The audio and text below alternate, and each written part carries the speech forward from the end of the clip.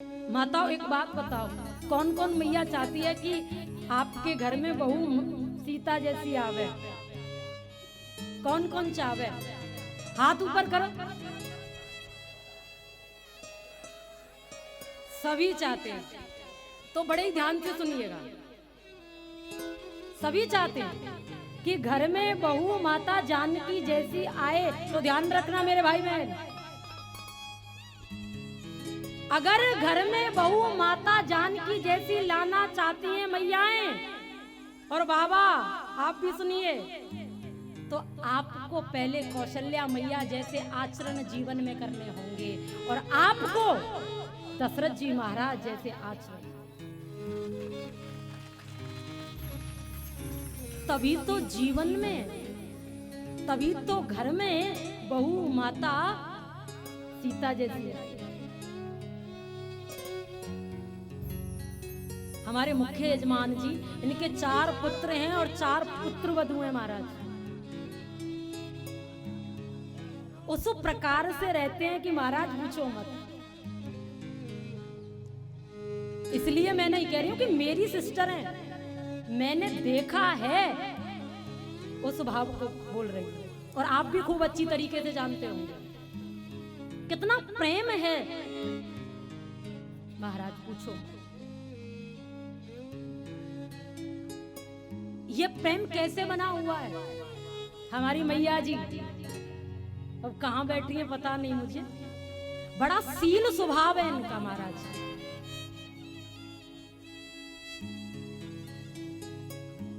ऊंचे कुल की जननिया करनी ऊंच न होए, साधु कलश सुर भरा, सुवर्ण कलश सुर भरा, साधु निंदा। ऊंचे कुल में जन्म तो ले लिया, लेकिन महाराज आचरण जो हैं ऊंच निवास नीच करतूती। इतना प्रेम करती है माता कौशल्या अपनी पुत्र वधुओं से। 5 वर्ष पहले की बात है, मेरी कथा चल रही थी हरियाणा के बादली कस्बे में।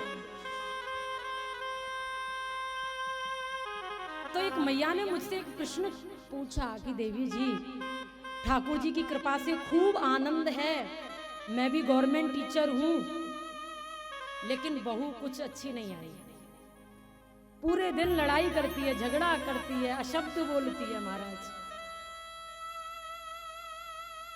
कुछ उपाय बताओ देवी जी।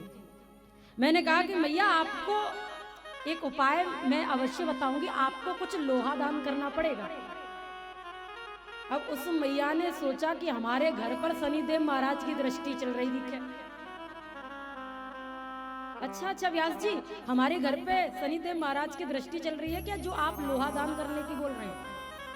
मैंने कहा मैया ये तो मुझे नहीं पता, लेकिन मैं इतना जरूर जानती हूं। क्या जानते हो बताइए? मैं कुछ नहीं चाहती, मेरे घर का जो क्लेश है वो शांत हो जाए महाराज। मैंने कहा अभी तो मेरे पास टाइम नहीं है, कल आना तब बताऊंगा। तो वो निर्धारित समय जितना दिया गया उससे 5 मिनट पहले मेरे कमरे में आ गई। हाँ देवी जी, कल चर्चा हो रही थी, याद है आपको? हाँ याद है, बोलो क्या बात है? मैंने कहा मैया, मैंने कल चर्चा की थी कि आपको कुछ लोहा दान करना है। हाँ कितना दान करना है, कैसे दान करना है, विधि बताओ ना। मैंने कहा मैया, घर की चाबियों को लटका कर साइड में और रोज कथा सुनने के लिए आ जाओ। अगर आप इसी चाबियों को बहू को घर में सौंप कर आती तो घर में क्लेश कभी नहीं रहता। बंधुओं, कभी कभी बड़े बड़े पढ़े लिखे भी ऐसी नासमझी कर बैठते हैं। जिस मैया ने मुझसे ये प्रश्न किया था वो अध्यापक थी सरकारी, और नेटवर्क के माध्यम से कथा को भी श्रवण कर रही हैं। जब मैंने ऐसा कहा तो घर जाकर के सर्वप्रथम बहू को चाबी सौंपी। 3 महीने के बाद पूज्य पिताजी के पास उनका फोन आया, व्यास जी से बात करा दीजिए। मैंने बात की उनसे, मैंने कहा मैया खूब ठाकुर जी की कृपा से आनंद। वो बोली देवी जी पूछो मत। हमने समझा क्या हो गया महाराज, क्या हुआ मैया, क्या नहीं समझे?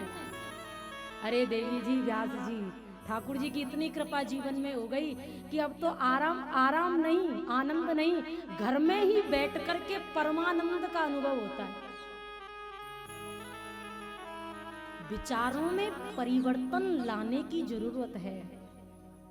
अब जो कोई भी मैया गले में चाबी लटकाए के आई होए, साइड में चाबी लटकाए के आई होए, तो महाराज भलाई आपकी इसी में कि चाबी ने सौंप दो बहू को, जाई में भलाई है महाराज। प्रेम से कहिए, कहो राधे राधे, प्रेम से कहिए ना राधे राधे।